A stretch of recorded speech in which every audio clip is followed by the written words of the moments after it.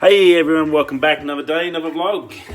Back again, number 22 in a row. Still going very strong. Back to work day. First day's a big day. Up at 20 to 4 this morning. Fly up to work. It's about an hour and 3/4 flight. Got to work and catch up on the last couple of days, get all the paperwork sorted, get a bit of a catch up, find out what's going on, get this day started, sort of get through it, go for all what's happened in the last week of work, and plenty happened this break. It always seems the way. You go away for a week on 2-in-1 and you come back and all the rules change and stuff's changed. Had some big things. Had a good mate that I've known for the whole 10.5 years I've been here. Supervisor, he got sacked. Another bloke got sacked, all for misconduct or just basically not saying the right thing. It's become very, very tricky where we work, and you've got to really watch and say what you do in front of anyone, because you never know who's going to say something or complain.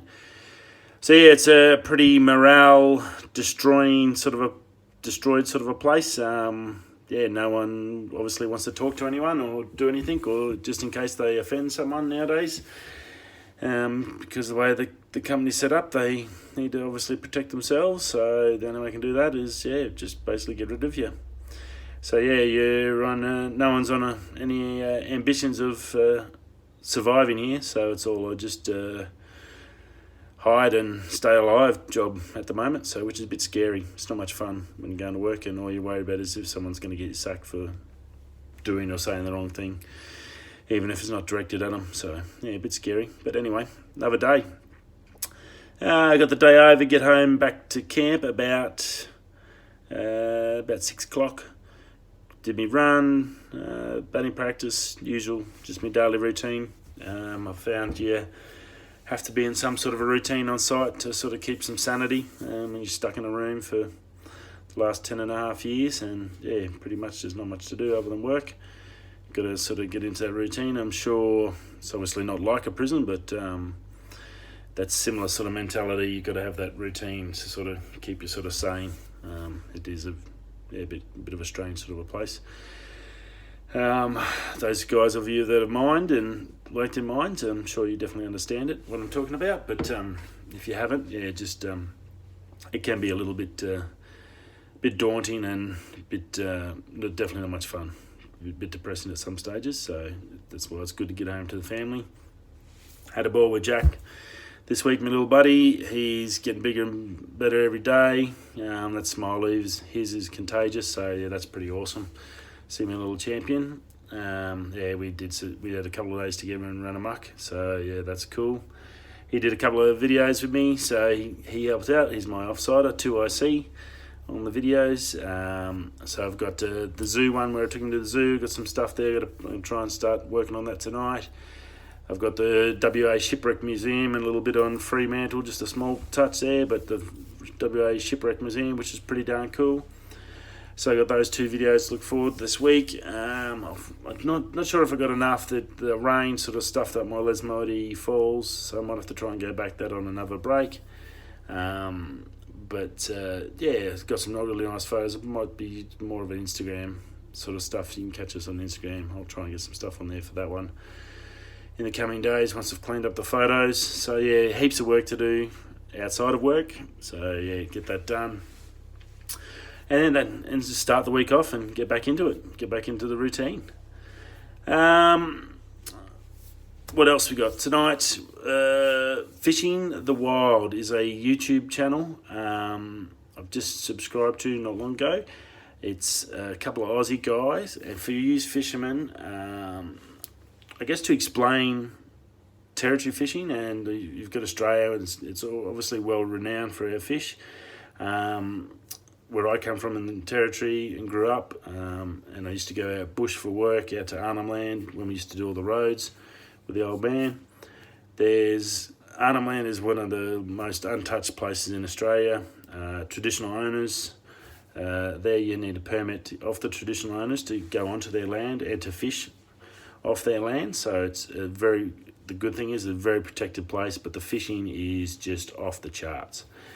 Now, these two guys have done a series, and it's just immaculately done, full 4K, like crystal clear pictures.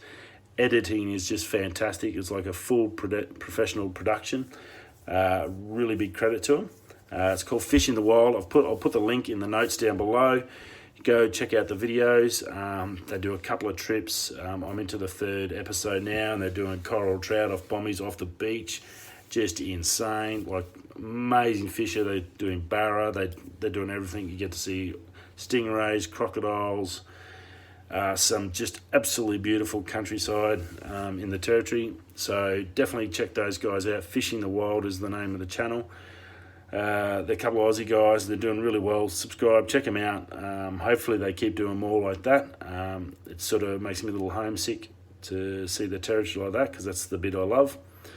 And I've always enjoyed sort of that side, the fishing side, and the proper bush. Not just the normal bush. It's sort of you grow up in the bush, you sort of get sick of just the basic bush. But yeah, you sort of get a bit spoiled. But yeah, so sort of seeing that stuff is pretty darn cool, and they've done a great job. So yeah, well done, guys. So get over, check that out. All you guys in the States, if you really want to see what amazing fishing we have in the territory and in Australia, watch some of these videos on YouTube. It'll blow your socks off. Like, it is just rock solid awesome fishing. You'll really, really love it. Other news tonight. I don't know what I'm going to tell my son when he grows up about this time period in human history, but Boris Johnson got elected as the Prime Minister of UK. Like he's just a buffoon, man. He's just a nutter. Like he was the London mayor when they had the Olympics. He was just a nutcase there. He's just brought in so many stupid ideas the whole time period. He's just like a non-tan version of Donald Trump, I guess. That's about all you can say about him. He is just woeful, and he's probably even like dumber than the guy. But like, he's in there. Good luck to him. He's somehow wrangled his way to the top. He doesn't give a shit about anyone, as seems to be the norm, which is a real shame. So I think they're gonna probably have the same issues. He's been dumped in charge. I think they basically dumped him in there because he might be just like cannon fodder, because they're trying to get out of this Brexit and work out a solution, and no one wants to exit now, and some want to exit, and no one wants to get in and out. And they've got to October 31st before they get even more fines against him. So he reckons he's going to be able to do it. He's going to have to, I'm sure he's going to piss people off in the process, but I guess, well, when you've got to get a job done, sometimes people are going to be unhappy. So I guess if he somehow wings it and gets it done, he'll be king of the world. If he doesn't get it done, they'll just shoot him down and sink him.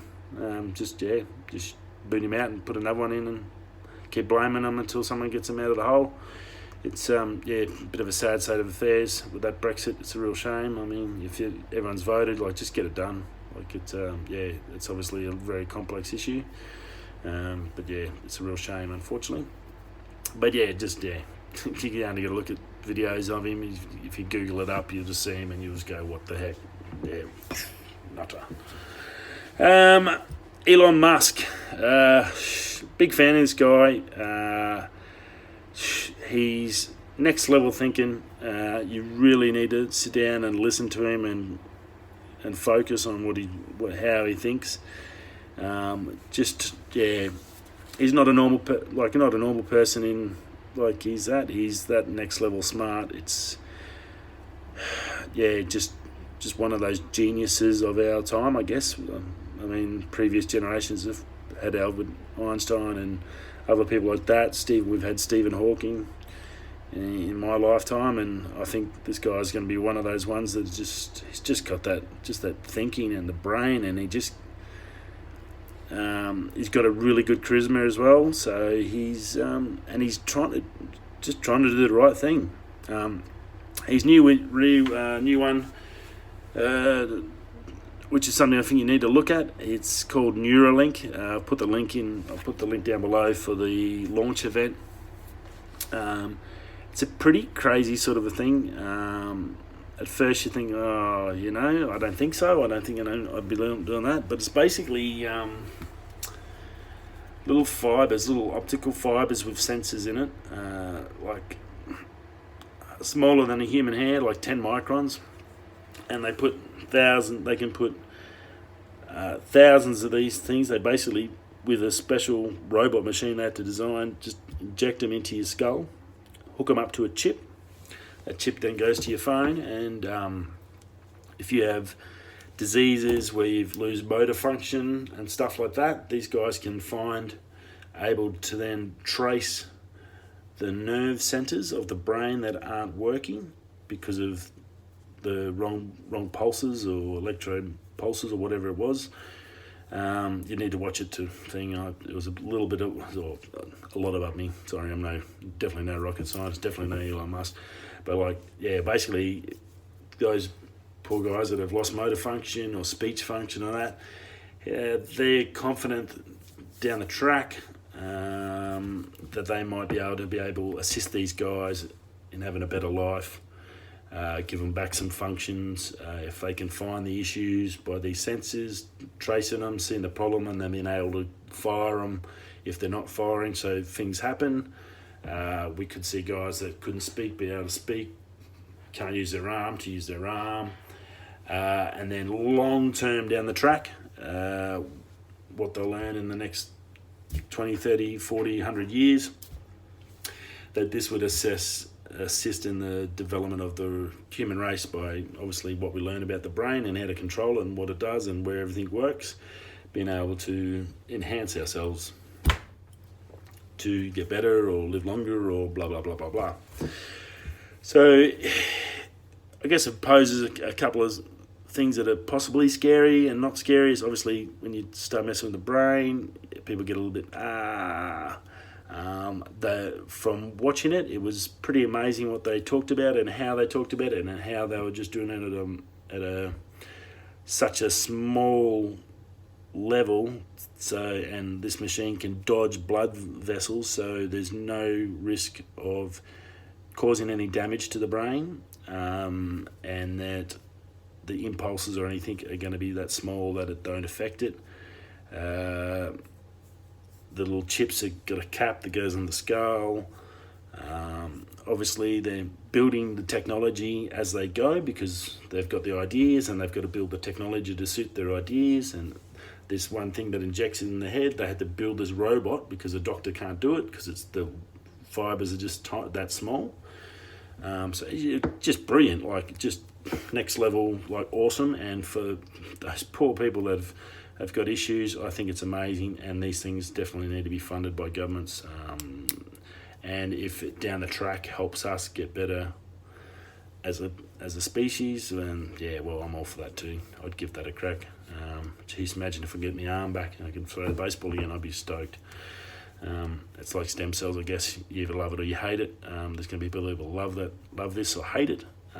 Again, I just think Elon Musk is just a next level dude, and good on him, and I hope he succeeds. Very interesting. I'll put the link in there if you want to have a look at it and watch him. He is big fan of his, and I think he is doing really well, and I hope that it all goes well, so those people can definitely get some assistance short term, and then long term we might get some other benefits out of it. So really cool. Anyway, that's another day for us, and I guess I've got to get into some editing so you guys can get another video. Wherever you are, whatever you're doing, lunch, breakfast or dinner, have a great day, great evening, or a great sleep, and I'll see you all tomorrow.